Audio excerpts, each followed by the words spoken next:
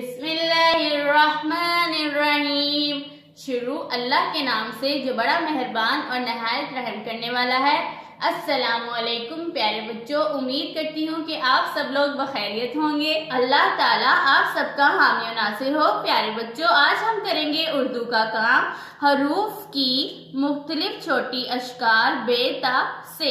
प्यारे बच्चों, सबसे पहले हम लिखेंगे हेवाओ का मतलब है होमवर्क। होमवर्क के बाद हम लिखेंगे हरूफ की मुख्तलिफ छोटी अशकार। सबसे पहले लिखेंगे हम हरफ बे, जो के दरमियान वाली दो लाइनों में मुकम्मल लिखेंगे।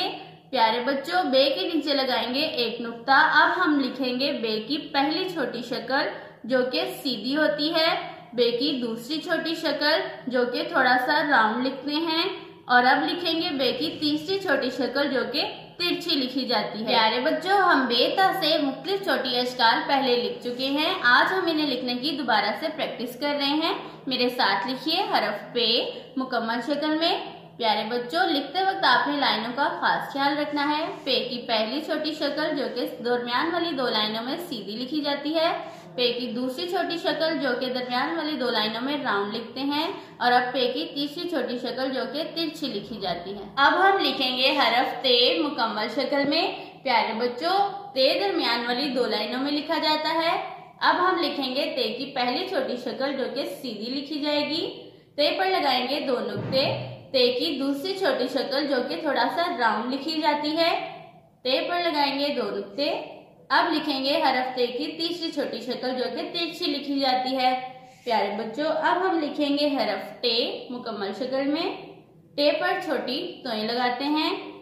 टे की पहली छोटी शक्ल जो कि सीधी लिखी जाती है, टे की दूसरी छोटी शक्ल जो कि थोड़ा सा राउंड लिखी जाती है, और ये है टे की तीसरी छोटी शक्ल जो कि तिरछी लिखी जाती है।